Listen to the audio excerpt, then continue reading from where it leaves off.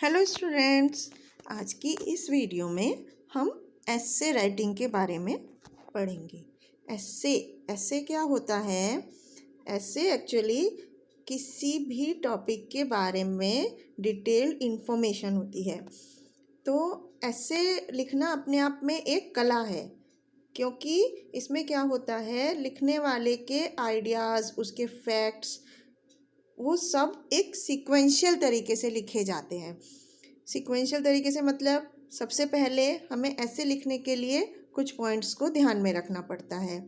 जैसे कि सबसे पहले हम दिए गए टॉपिक का इंट्रोडक्शन लिखते हैं। इंट्रोडक्शन, उसमें क्या होता है, हम टॉपिक के बारे में बताते हैं कि ये टॉपिक का क्या मतलब है।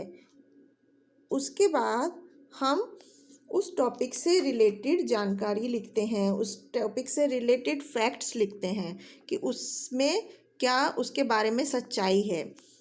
फिर उसके बाद हम उसके गुण और अवगुण, यानी कि मेरिट्स और डीमेरिट्स, और इसके अलावा भी जो कुछ जानकारियाँ होती हैं, जो कुछ उस टॉपिक के बारे में हम जानते हैं, हमारे दिमाग में आइडियाज़ होते हैं कि ये टॉपिक में पर्टिकुलर चीज़ होना चाहिए, नहीं होना चाहिए, इसका ये इम्पैक्ट है, असर, बुरा प्रभाव है, अच्छा प्रभाव है, कई सारे पॉइंट्स को हम उसमें लिख सकते हैं। और उसके बाद लास्ट में हमें कंक्लूज़न लिखना चाहिए।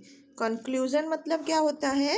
कंक्लूज़न मतलब कि ऊपर की सारी बातों को ध्यान में रखकर हम एक निष्कर्ष पर पहुंचते हैं कि इसके मेरिट्स और डीमेरिट्स जो भी हैं, उसके बाद हमें इन चीज़ों का ध्यान रखना चाहिए ताकि इसका बुरा प्रभाव ना हो।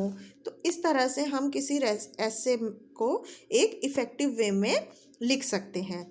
हमारी जो लैंग्वेज है, जो वर्ड्स हम चुनते हैं ऐसे लिखने के लिए, वो भी बहुत ही सिंपल होने चाहिए और एक असरदार भाषा में लिखा होना चाहिए हमारा ऐसे।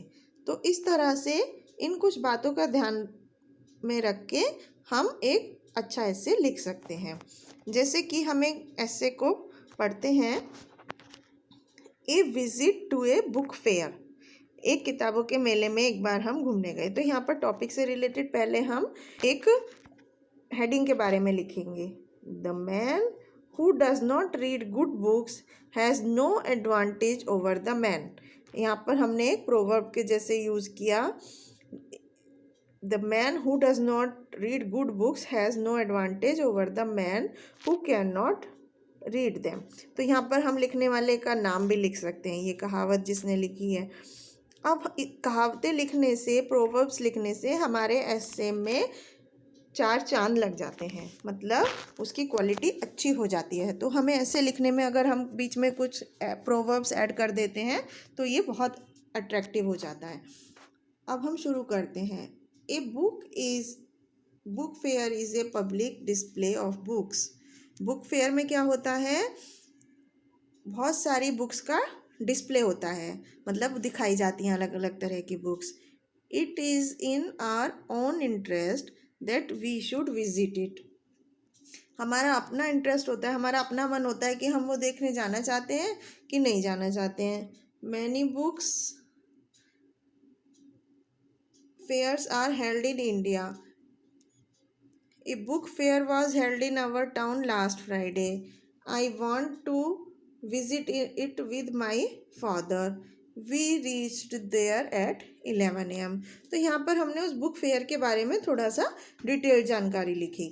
उसके बाद the fair was held in large hall which was segmented into several sections. Each catering to a particular range of books। अलग अलग रेंज की बुक की अलग अलग कैटेगरी थी। सच एज एजुकेशनल बुक अलग, चिल्ड्रन बुक अलग, साइंस बुक अलग, टेक्नोलॉजी की बुक्स अलग, फ्रिक्शन बुक्स अलग। तो इस तरह से अलग अलग टाइप की बुक्स को अलग अलग जगह पे रखा गया था ताकि लोग अपने इंटरेस्ट के हिसाब से बुक्स को चुन सकें। इसके बाद There were a large number of people in the hall. It gave a festive look to the hall. तो जो बुक फेयर था वो कैसा दिख रहा था, ये हम अपनी ओपिनियन लिखी कि ये एक फेस्टिवल के जैसा दिख रहा था, जैसे फेस्टिवल में सब लोग मिलते जुलते हैं एक दूसरे से. At first, we visited the educational books section. A large number of books were displayed there. Many popular books on sale. I bought a textbook on grammar. Many shopkeepers told us about new teaching techniques. Then we visited the children books section. There I bought a picture book for my younger brother. तो इस तरह से हमने ऐसे के अलग अलग sentences को पढ़ा कि किस तरह से हम ऐसे में टॉपिक को एक्सप्लेन करते हैं.